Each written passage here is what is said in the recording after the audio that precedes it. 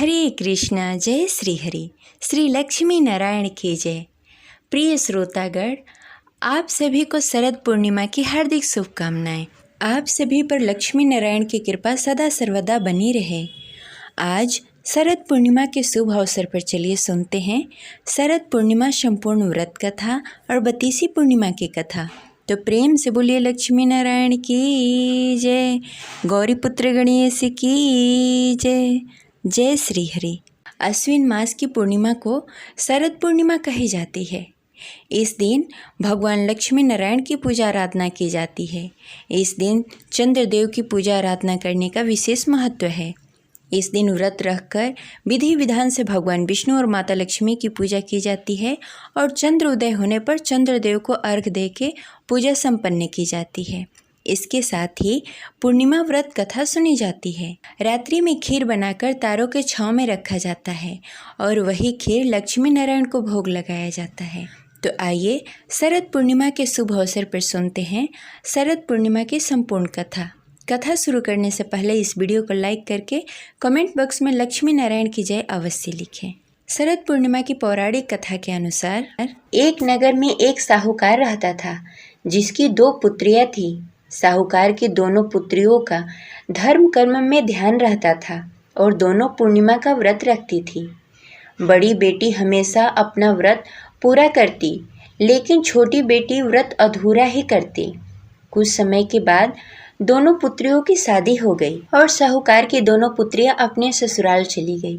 कुछ दिन पश्चात बड़ी बेटी ने स्वस्थ संतान को जन्म दिया, लेकिन छोटी बेटी के संतान पैदा होने के उपरांत मर जाते थे। छोटी बेटी के एक के बाद एक कई संतान मरती चली गई, जिसके बाद वो दुखी मन से एक दिन गांव के जाने माने पंडित के पास पहुंची। पंडित ने उससे कहा कि तुमने पूर्णिमा का व्रत कभी भी पूरा नहीं किया, इसी वजह से तुम्हारी संतान जन्म लेते ही मर जाती है। यदि तुम पूर्णिमा का व्रत पूरे विधि विधान से करती हो तो तुम्हारे संतान को कुछ नहीं होगा।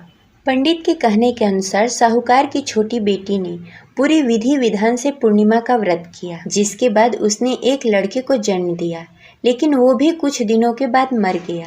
बेटे को मृत देखकर उसकी माँ शोक में डूब गई। उसने लड़के को पाटे पर लेटाकर ऊपर से कपड़ा ढक दिया। फिर बड़ी बहन को बुलाई और बैठने के लिए वही पाटा दे दिया। बड़ी बहन जब उस पाटे पर बैठने लगी तो उसका लहंगा लड़के को छू गया। बच्चा लहंगा छूते ही रोने लगा। यह देखकर बड़ी बहन हैरान हो गई और कहा कि तू मुझे कलंक लगाना चाहती थी। तूने अपने पुत्र को यहाँ क्यों सुला दिया? अगर वह मर जाता तो मुझ पर कलंक लग जाता। क्या तू ऐसा चाहती थी? तब छोटी बहन बोली कि यह तो पहले से मरा हुआ था। तेरे ही भाग्य से यह जीवित हो गया है। तेरे पुण्य से ही यह जीवित हुआ है। इसके बाद दोनों बहनों ने पूरे नगर में ढिंढोरा पिटवा दिया और सभी नगर वासियों को शरद पूर्णिमा व्रत की महिमा पूरी विधि विधान से बताई और सभी को व्रत करने को कहा। ये रही शरद पूर्णिमा की पहली पौराणिक कथा। अब दूसरी कथा के अनुसार द्वापर युग में एक बार माता यशोदा ने अपने पुत्र भगवान श्री कृष्ण से कहा, हे कृष्ण, तुम संसार के रचयिता और पालनहार हो। आज मुझे कोई ऐसा उपाय बताओ जिसे करने से स्त्रियों को सौभाग्य की प्राप्ति हो, साथ ही उसकी सभी मनोकामनाएं पूर्ण हो जाए। तब भगवान श्री कृष्ण ने कहा, हे माता, तुमने अति सुंदर प्रश्न किया है। मैं तुमसे ऐसे ही व्रत को सविस्तार कहता हूँ। ध्यान पूर्वक सुनो। सौभाग्य की प्राप्ति के लिए स्त्रियों को 32 पूर्णमासी का व्रत करना चाहिए। इस व्रत को करने से स्त्रियों को सौभाग्य और संपत्ति मिलती है। यह व्रत अचल सौभाग्य देने वाले एवं भगवान शिव और माता पार्वती के प्रति मनुष्य के अंदर भक्ति को बढ़ाने वाली है। यशोदा जी कहने लगी, हे कृष्ण, सर्वप्रथम इस व्रत को मृत्युलोक में किसने किया था? इसके विषय में विस्तार पूर्वक बताओ। भगवान श्री कृष्ण कहने लगे कि इस भूमंडल पर अनेक प्रकार के रत्नों से परिपूर्ण कातिका नामक एक नगरी में वहाँ चंद्रहांस नामक राजा राज्य करता था। उसी नगर में धनेश्वर नामक एक ब्राह्मण भी था और उसकी स्त्री अति सुशीला रूपवती थी। दोनों ही उस नगर में बड़े ही प्रेम पूर्वक रहते थे। घर में धन्य धान्य आदि की कोई कमी नहीं थी, परंतु उसको बहुत बड़ा दुख था कि उसकी कोई संतान नहीं है। एक समय एक बड़ा ही योगी उस नगर में आया। वह योगी उस ब्राह्मण के घर को छोड़कर अन्य सभी घरों में भिक्षा लेकर भोजन किया करता था। वह रूपवती से कभी भिक्षा नहीं लेता था। एक दिन वह योगी रूपवती से भिक्षा न लेकर किसी अन्य घर में भिक्षा लेकर गंगा किनारे जाकर भिक्षुक को प्रेम पूर्वक ग्रहण करने लगा कि धनेश्वर ने योगी का यह सब कार्य देख लिया। अपनी भिक्षा के अनादर से दुखी होकर धनेश्वर ने योगी से बोला, हे महात्मा, आप सब घरों में भिक्षा लेते हैं, परंतु आप मेरे घर में कभी भिक्षा नहीं लेते, इसका क्या कारण है? योगी ने कहा, निसंतान के घर से भिक्षा लेकर पतितों के अन्न से तुल्य होती है, और जो पतितों का अन्न खाता है वह भी पतित हो जाता है। क्योंकि तुम निसंतान हो, इसलिए पतित हो जाने के भय से मैं तुम्हारे घर से भिक्षा नहीं लेता। धनेश्वर योगी की यह बात सुनकर बहुत दुखी हुआ और हाथ जोड़कर योगी के पैरों में गिर गया और कहने लगा, हे महाराज, यदि ऐसा है तो आप पुत्र प्राप्ति का उपाय बताएं। आप सर्वज्ञानी हैं, मुझ पर कृपा करें।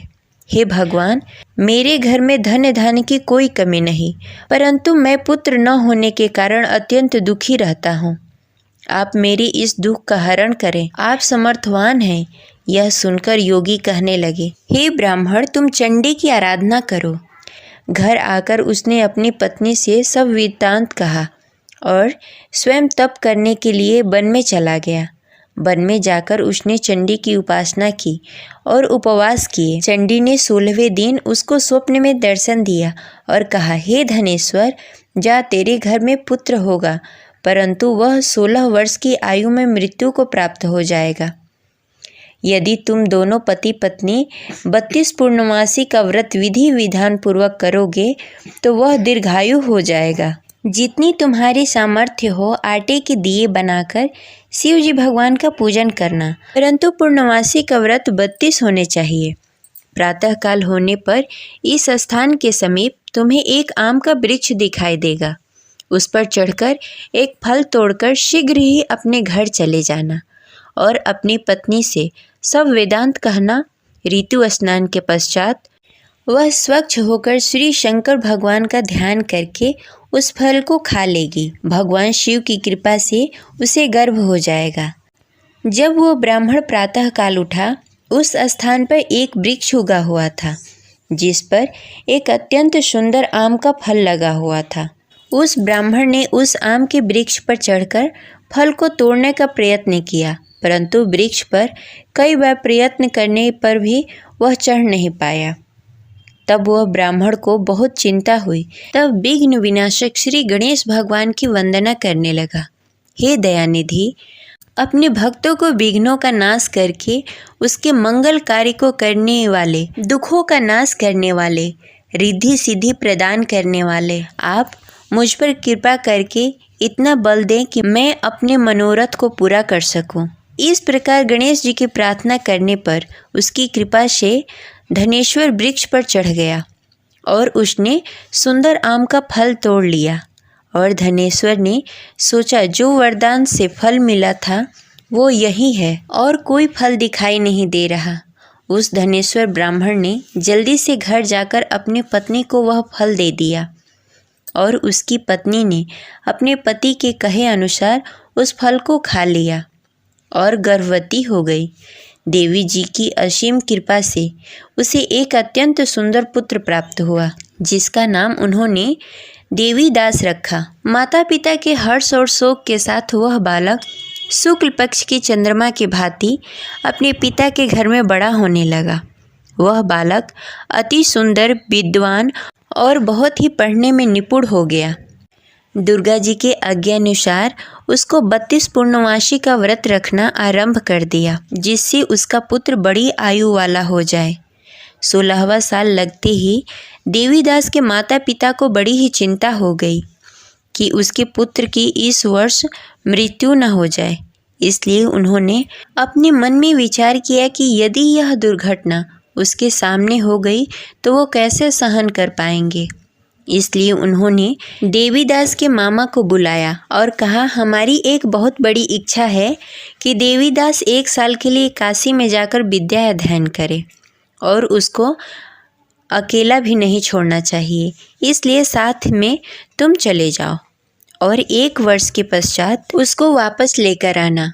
सब प्रबंध करने के पश्चात उसके माता पिता ने काशी जाने के लिए देवीदास को एक घोड़े पर बैठाकर उसके मामा के साथ भेज दिया, परंतु यह बात उसके मामा या किसी और को नहीं बताई। धनेश्वर तथा उसकी पत्नी ने अपने पुत्र के मंगल कामना तथा दीर्घायु के लिए भगवती दुर्गा की आराधना करना शुरू कर दिया। पूर्णमासी का व्रत करना आरंभ कर दिया। इस प्रकार बराबर 32 पूर्णमासी व्रत किया। उन्होंने पूरी श्रद्धा और भक्ति के साथ पूरा व्रत कर लिया। कुछ समय पश्चात एक दिन वह मामा और भांजा रात बिताने के लिए किसी गांव में ठहरे हुए थे। उस दिन उस नगर में ब्राह्मण के अत्यंत सुंदर, सुशील और रूपवती कन्या का विवाह होने वाला था। जिस धर्मशाला के अंदर वर और उसके बाराती ठहरे हुए थे, उसी धर्मशाला के अंदर देवीदास और उसके मामा भी ठहरे हुए थे। उधर कन्या को तेल आदि चढ़ने के बाद जब लग्न का समय आया तो वर की तबीयत खराब हो गई। वर के पिता ने अपने परिवार वालों से विचार विमर्श करके कहा कि देवीदास मेरे पुत्र जैसा ही है, मैं उसके साथ लग्न करा दूं और बाद में बाकी सारे काम मेरे बेटे के साथ पूरे हो जाएंगे। ऐसा करने के बाद वर के पिता ने देवीदास को मांगने के लिए उसके मामा के पास गए और उन्हें सारी बात बताई। मामा ने कहा कि कन्यादान में जो कुछ भी मिलेगा वो हमें दे दिया जाए। वर के पिता ने बात स्वीकार कर ली। इसके बाद देवीदास का विवाह कन्या के साथ संपन्न हो गया। इसके बाद वह अपने पत्नी के साथ भोजन न कर सका और मन में विचार करने लगा, न जाने यह किसकी पत्नी होगी। यह सोचकर उसकी आंखों से आंसू आ गए। तब वधू ने पूछा कि क्या बात है, आप उदास क्यों हैं? तब उसने सारी बातें पत्नी को बता दी। तब कन्या कहने लगी कि यह ब्रह्म विधान के विपरीत है। आप मेरे पति हैं, मैं आपकी पत्नी रहूंगी, किसी अन्य की कभी नहीं हो सकती। तब देवीदास ने कहा, ऐसा मत करिए, क्योंकि मेरी आयु कम है, मेरे बाद आपका क्या होगा। लेकिन उसकी पत्नी नहीं मानी और बोली, स्वामी आप भोजन करिए। दोनों रात में सोने के लिए चले गए। सुबह देवीदास ने पत्नी को 4 नगों से जड़ी एक अंगूठी दी और एक रुमाल दिया और बोला, हे प्रिय, इसे ले लो, संकेत समझकर स्थिर चित्त हो जाओ। मेरे मरण जीवन के जानने के लिए एक पुष्प वाटिका बना लो, उसमें सुगंधित पुष्पों को उगा लो, उसमें प्रतिदिन जल देना और खेलते कूदते रहना। जिस समय और जिस दिन मेरा प्राण प्राणांत होगा, उस दिन यह पुष्प सूख जाएंगे। जब यह फिर से हरे हो जाएं, तो जान लेना मैं जीवित हूँ। यह समझाकर वह वहाँ से चला गया। इसके बाद जब वर और बाराती मंडप में आए तो कन्या ने उसे देखकर कहा कि ये मेरा पति नहीं है। मेरे पति वह हैं जिनके साथ मेरा रात में विवाह हुआ था। इसके साथ मेरा विवाह नहीं हुआ। अगर यह वही है तो यह बताए कि मैंने इसको क्या दिया। साथ ही कन्यादान के समय आभूषण मिले उसे दिखाए। कन्या की ये बातें सुनकर वह कहने लगा कि मैं यह सब नहीं जानता। इसके बाद सारी बारात भी अपमानित होकर लौट गई। भगवान श्री कृष्ण बोले, हे माता, इस प्रकार देवीदास काशी चला गया। कुछ समय जब बीत गए तो एक सर्प उसको डसने के लिए वहां आया, लेकिन वह उसको काट नहीं पाया, क्योंकि उसकी माता ने पहले ही 32 पूर्णमासी का व्रत कर लिए थे। इसके बाद खुद काल वहां पहुंचा। भगवान की कृपा से तभी वहां माता पार्वती और भगवान गणेश आ गए।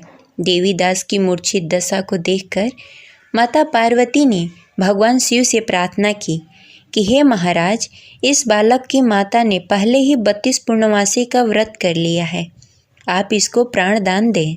भगवान शिव ने माता पार्वती के कहे अनुसार उसको प्राण दान दे दिया।